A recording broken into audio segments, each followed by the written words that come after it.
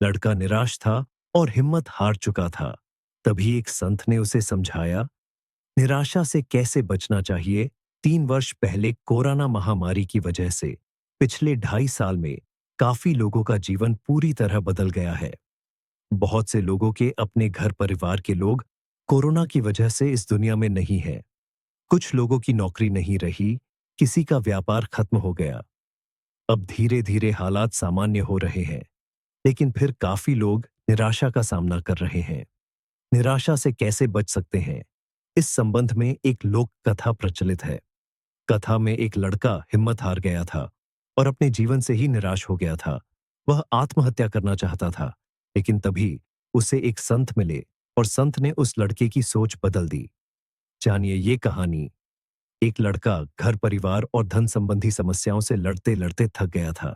उसकी उम्र ज्यादा नहीं थी, लेकिन वह रोज रोज के विवादों से तंग हो गया था। एक दिन हिम्मत हारकर वह आत्महत्या करने के लिए निकल पड़ा। चलते चलते एक जंगल में पहुंच गया। जंगल में काफी दूर चलने के बाद भी उसका मन शांत नहीं हुआ। जंगल बहुत ही घना था। वहां जंगली जानवरों का भी खतरा था। तभी उसे एक छोटी सी झोपड़ी दिखाई दी। लड़के ने सोचा कि इस घने जंगल में झोपड़ी बनाकर कौन रह रहा है। अपनी जिज्ञासा शांत करने के लिए वह लड़का झोपड़ी की ओर बढ़ने लगा। झोपड़ी के पास पहुंचा तो उसे एक संत दिखाई दिए। संत ध्यान की मुद्रा में बैठे थे और उनके चेहरे पर शांति और प्रसन्नता दिखाई दे रही थी। लड़का संत के पास ही बैठ गया। संत ने लड़के को देखा तो उसका परिचय पूछा।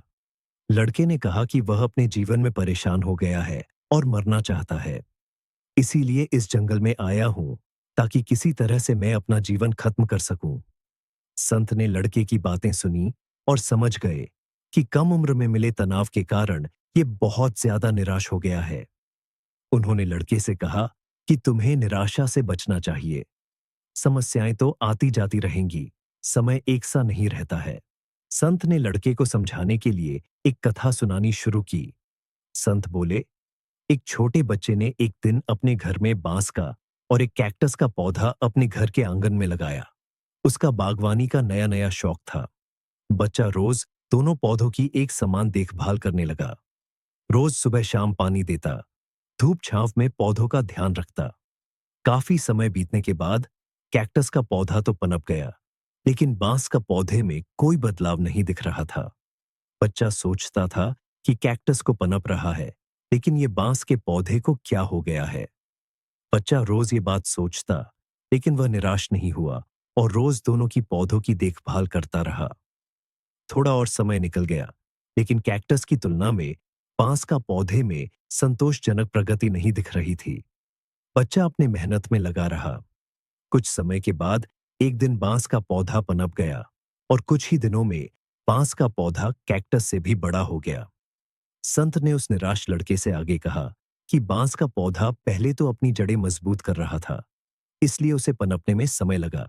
लेकिन वह बच्चा भी अपनी कोशिशों में पीछे नहीं हटा, निराश नहीं हुआ। हमें भी अपने जीवन में दो बातें ध्यान रखनी चाहिए।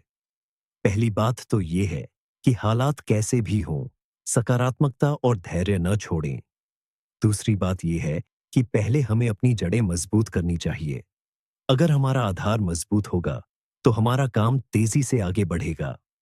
सकारात्मकता और धैर्य रखेंगे, तो जीवन में जल्दी ही संतोषजनक बदलाव दिखाई दे सकते हैं।